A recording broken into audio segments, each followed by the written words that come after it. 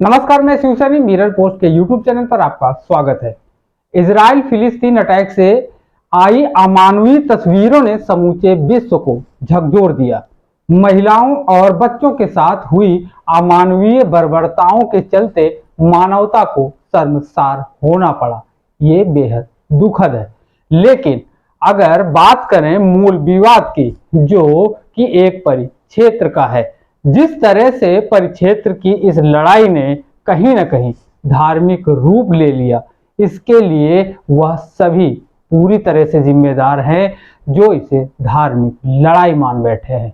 भारत में भी इसे दो तरह के चश्मे से देखा जा रहा है, एक जो इजराइल समर्थित है तो दूसरा जो फिलिस्तीन समर्थित है। अगर बात अब तक के इतिहास और भारत के ऑफिशियल स्टेटमेंट की करें तो भारत फिलिस्तीन के साथ खड़ा रहा है, लेकिन फिलिस्तीनी द्वारा हिंसा के समर्थन में कभी नहीं रहा। उनके शांतिपूर्ण आंदोलन के साथ भारत हमेशा रहा। तो वहीं कांग्रेस का सीडब्ल्यूसी की बैठक के बाद फिलिस्तीन को लेकर आए बयान को कुछ लोग धार्मिक झुकाव मान रहे हैं। भारत की बयानबाजी राजनीति में कांग्रेस का यह बयान और तपिश पैदा कर रहा है। इन्हीं सवालों को लेकर जाने माने रक्षा विशेषज्ञ और विदेशी मामलों के जानकार अनुपम तिवारी से फोन पर वार्ता की। सुनिए क्या कुछ कहना है अनुपम तिवारी का इजराइल और फिलिस्तीनी मामले पे। फिलिस्तीन और इजराइल युद्ध को आप किस तरह से देख रहे हैं? देखिए, इसको देखने के कई नजरिए हैं। बेसिकली अगर फ्रैंकली कहा जाए तो ये सिर्फ और सिर्फ एक टेरिटोरियल विवाद है। कुछ जमीन के किसी टुकड़े पर दो देशों ने अपना अधिकार जताया है और उसको लेकर के पिछले 70 सालों से इनके बीच में कोई समाधान नहीं निकल रहा है। तो ये विवाद टेरिटोरियल ही है, लेकिन इसको अलग अलग समय पर अलग अलग रूप दिए गए थे और इसका सबसे बुरा नतीजा तब आया जब इसको पूरी तरह से धार्मिक रंग दे दिया गया था। ऐसा माना जाने लगा था कि फिलिस्तीन को दुनिया भर के सारे मुस्लिम कंट्रीज सपोर्ट करते हैं और इजराइल की तरफ पूरे वेस्टर्न कंट्रीज हैं, पश्चिमी ताकतें हैं, क्रिश्चियंस डोमिनेटेड जो इलाके हैं वो हैं। तो जब जैसे ही इस पूरे विवाद ने, जमीन के विवाद ने धार्मिक एंगल लिया, तब के बाद से यहाँ खून खराबा चालू हो गया और दुनिया के तमाम डिस्प्यूटेड इलाकों में से सबसे ज्यादा डिस्प्यूट इसी क्षेत्र में है। तो मैं अगर व्यक्तिगत रूप से अगर मेरी बात कहें तो मैं तो इसको टेरिटोरियल विवाद ही मानूंगा। वर्तमान में जो ये विवाद उठ रहा है, जिस तरह से देखा जा रहा है कि फिलिस्तीन ने अटैक किया, इसे कैसे देख रहे हैं? देखिए, आपको थोड़ा सा उसकी पॉलिटिकल जियोग्राफी समझनी पड़ेगी। फलस्तीन के दो इलाके हैं, एक गाजा पट्टी का इलाका है, एक पश्चिमी तट वेस्ट बैंक जिसको कहा जाता है। और यहाँ पर पूरे फलस्तीन में राजनीतिक रूप से यासिर अराफात का मूवमेंट जब हुआ था, उसके बाद से उसने फिलिस्तीन को एक किया। 2007 में यासिर अराफात की मृत्यु हो जाती है और वो जो जितना उनका मूवमेंट था वो खत्म हो जाता है। 2007 के बाद उस खाली जगह को, राजनीतिक रूप से जो खाली हो चुकी थी, उस जगह को हमास नाम के एक आतंकवादी संगठन ने भर दिया।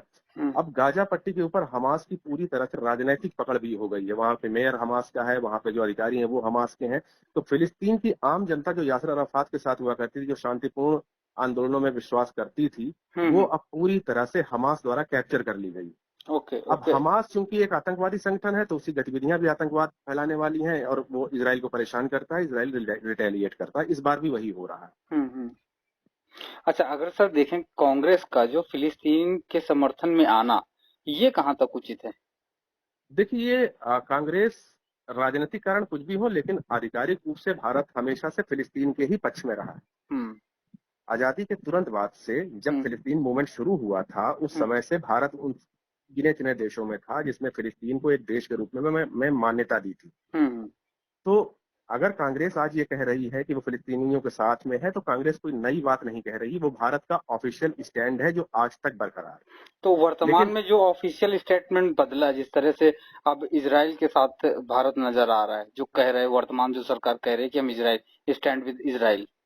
देखिए, आपको ये समझना पड़ेगा, वर्तमान सरकार भी अपने ऑफिशियल स्टैंड में फिलिस्तीन का ही सपोर्ट करती है। अच्छा। इजराइल के साथ हमने व्यापारिक रिश्ते पिछले 2 दशकों में अच्छे किए हैं, बेहतर किए हैं। हमारे उनके साथ रक्षा के आदान प्रदान हो रहा है, रक्षा के सामान हम उनसे खरीद रहे हैं, उनसे टेक्नोलॉजी ले रहे हैं।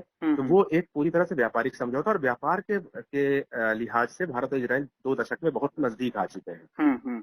लेकिन अगर ऑफिशियल स्टैंड जो कि यूनाइटेड नेशंस में भारत का रहता है, वो आज भी वही है कि हम फिलिस्तीन मूवमेंट का समर्थन करते हैं। फिलिस्तीनियों को उनका वाजिब हक दिलाया जाए, इजराइल से ऐसी डिमांड करते हैं। ये भारत का ऑफिशियल स्टैंड है और वो आज भी है। नहीं, अगर वर्तमान में जिस तरह से इंटरनल अगर सोशल मीडिया में देखें, भाजपा के नेताओं के बयान देखें, कुछ अन्य लोगों के बयान देखें, तो कहीं ना कहीं इजराइल के साथ खड़े होने की ओर इंगित करते हैं, खड़े होने की पूरी तरह से पुरजोर तरीके से बात कहते हैं। तो यहाँ पे दो चीजें नहीं है, एक ऑफिशियल स्टेटमेंट अलग है और जो यहाँ पे नेचर में जो क्रिएट किया जा रहा है, दिखाया जा रहा है, वो अलग है।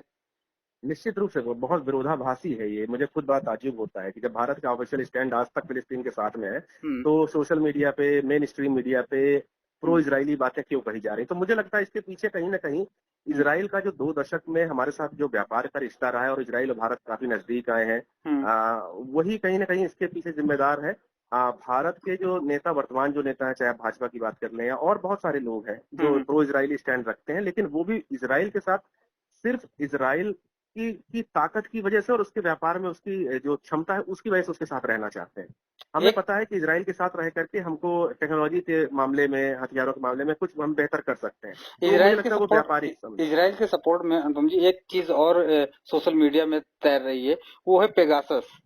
हाँ, क्या ये भी सपोर्ट करने का कारण है, जो प्रो इजरायली हैं वो सपोर्ट कर रहे हैं इस बात को लेकर, क्या ऐसा भी कुछ है क्या? देखिए पेगासस वाला इशू, हाँ, करीब 5-6 साल पहले बहुत तेजी से उठा था। हाँ, क्योंकि ये टेक्नोलॉजी हो इजराइल सकता की है, है। हाँ, इजराइल की टेक्नोलॉजी है और ऐसा आरोप लगाया जाता है कि भारत में इसका उपयोग किया गया था। वर्तमान सरकार ने इसका उपयोग किया था जासूसी करने के लिए। तो देखिए अंदर खाने क्या चल रहा है ये आप और हम नहीं बता सकते हैं। पेगासस वाला इशू कभी भी डिस्क्लोज पूरी तरह से नहीं हुआ है। उस समय कांग्रेस ने काफी इसके ऊपर हल्ला मचाया था कि ये चीजें बाहर आनी चाहिए, लेकिन सरकार ने नेशनल सिक्योरिटी का नाम लेकर के इसको वहीं पर खत्म कर दिया, और होना भी उचित, सरकार ने उचित भी किया। बिल्कुल ऐसे मुद्दे बाहर नहीं आने चाहिए। बिल्कुल सही है, बिल्कुल सही, नेशनल सिक्योरिटी इंटरनल सिक्योरिटी का मामला होता है। हाँ, वो सुप्रीम है और उसके ऊपर हम नहीं जा सकते हैं। तो वो भी एक इश्यू हो सकता है, लेकिन इस समय जो एक देखिए फंडामेंटली भारत इजराइल का सपोर्ट कर ही नहीं सकता है। क्योंकि भारत ने हमेशा से फलस्तीन के शांतिपूर्ण आंदोलन का सपोर्ट किया। भारत कभी फिलिस्तीन के आतंकवादी हिंसा का सपोर्ट नहीं करता है। वो हमास का सपोर्ट नहीं करता है, लेकिन शांतिपूर्ण तरीके से आंदोलन का सपोर्ट करता है। एक देश के रूप में फिलिस्तीन को मान्यता देता है। फिलिस्तीनियों के वाजिब हक की बातें भी भारत करता है। लेकिन इजराइल के साथ भारत इसलिए भी नजदीक आता हुआ दिख रहा है क्योंकि इजराइल ने इस समय पिछले 2 दशकों से अपनी एक जो छवि बनाई है, वो ये बनाई है कि हम शांतिपूर्ण तरीके से रहना चाहते हैं, और अगर हमारे ऊपर कोई अटैक होता है तो हम उसका पुरजोर जवाब देंगे। तो मुझे लगता है ये बहुत ही कॉमन चीज है और भारत इस चीज से सहमत भी है। दूसरा सवाल है, इजराइल फिलिस्तीन का जो युद्ध है वो मूल समस्या है वहाँ के टेरिटोरियल को लेके, क्षेत्र को लेके, ठीक है। लेकिन भारत में जिस तरह से इसे धार्मिक रंग दिया जा रहा है भारत में, तो ये भारत के परिप्रेक्ष्य में कितना उचित है? देखिए भारत के परिप्रेक्ष्य में निश्चित रूप से बहुत गलत इसका मैसेज जाएगा। जिस तरह से कुछ तबके के लोग हैं फिलिस्तीन के सपोर्ट में हमास तक के सपोर्ट की बातें करने लगते हैं, केवल कम्युनल एंगल देखते हैं उसमें, या जो उनके विरोधी पक्ष वाले लोग हैं जो जो जो फिलिस्तीन को पूरी तरह से धार्मिक मुद्दा मानते हैं, तो वो इजराइल के सपोर्ट में बात करने लगते हैं और वो कहने लगते हैं कि इजराइल यहूदी धर्म बहुत पुराना धर्म है और हिंदुस्तान में अल्पसंख्यक जो है वही बहुत पुराने लोग हैं, तो हमारा प्रैक्टिकली इनके साथ एक संबंध बनता है। तो इस तरह की बातें क्या है कि ये चीजों को और बिगाड़ रही हैं। इसको जब भी कम्युनल रूप दिया जाएगा तब तक वहां पर डिस्टर्बेंस और बढ़ेंगे, और ये हम 70 सालों से देखते आ रहे हैं, अभी भी वही सिचुएशन है। तो भारत की जो राजनीति है ये तो मानना पड़ेगा कि पिछले करीब 1 दशक में काफी ज्यादा पोलराइज हुई है। प्रो और एंटी, वो बीच का जो एक रास्ता हुआ करता था भारत की राजनीति की सबसे बड़ी खूबसूरती ये थी कि आप किसी चीज से सहमत हो, सहमत ना हो, आप बीच वाले पाथ पे भी चल सकते हैं। लेकिन सोशल मीडिया के आने के बाद से मैंने ये देखा है कि अब या तो आप किसी से सहमत हैं या तो उसके विरोधी हैं। वो बीच वाला पाथ धीरे धीरे कम होता जा रहा है। तो इसमें सोशल मीडिया का बहुत बड़ा योगदान है कि अगर आप मान लीजिए बीच के रास्ते में चलते हैं तो आपको ट्रोल किया जाएगा, आपको परेशान किया जाएगा, आपको ये कहा जाएगा कि आप ना इधर है ना उधर है, थाली के बैंगन है। तो इस तरह की बातें होती है। तो मुझे लग रहा है कि वो सोशल मीडिया की देन है और भारत अब तक बीच में चल करके सफल रहा है और भारत का नेचर भी यही है। तो इजराइल फिलिस्तीन के मुद्दे पर भारत में एक बार फिर से कम्युनल पोलराइजेशन कराने की कोशिश हो सकती है, और इसमें बहुत सारे तत्व शामिल हैं। वो क्योंकि लोग अगर हम अनुपम जी देखें तो विश्व में जो भारत का जो परिदृश्य है, जो उसकी छवि है, वो न्यायप्रिय, लोकतांत्रिक और न्यायिक ही हमेशा रही है। निश्चित रूप से भारत की जो छवि रही है लोकतांत्रिक आस्थाओं में जबरदस्त तरीके से विश्वास करने वाले देश की रही है।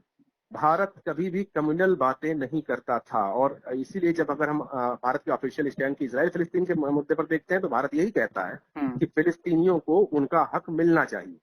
लेकिन फिलिस्तीनियों को इस बात के लिए कहता भी है कि आपका आंदोलन हिंसक नहीं होना चाहिए। बिल्कुल यासर सही। अराफात जब तक हिंसक आंदोलन कर रहे थे भारत ने उनका समर्थन नहीं किया था, लेकिन जब उन्होंने बंदूक त्याग दी, धरना प्रदर्शन करने लगे, अपने अधिकारों की बात करने लगे, तब भारत उनके समर्थन में खुल करके आ गया। यही हाल इजराइल का भी है। इजराइल के साथ भी भारत हमेशा कहता है कि आपको अपनी सुरक्षा का जिम्मेदारी है, आप सुरक्षा करें, लेकिन आपकी सुरक्षा किसी पड़ोसी देश के लिए हानिकारक नहीं होनी चाहिए। हाँ, यहीं पे हम एक सवाल है, क्या फिलिस्तीनियों ने जो बर्बरता के जो वीडियो आए हैं सोशल मीडिया पे, क्या इजराइल ऐसा जानबूझकर होने दे रहा था जिससे कि वो अपने लिए एविडेंस बना सके और पुरजोर तरीके से हमला कर सके, जबकि वो खुद इतना सक्षम था कि शुरुआत में ही उसका जवाब देके उसको रोक सकता था।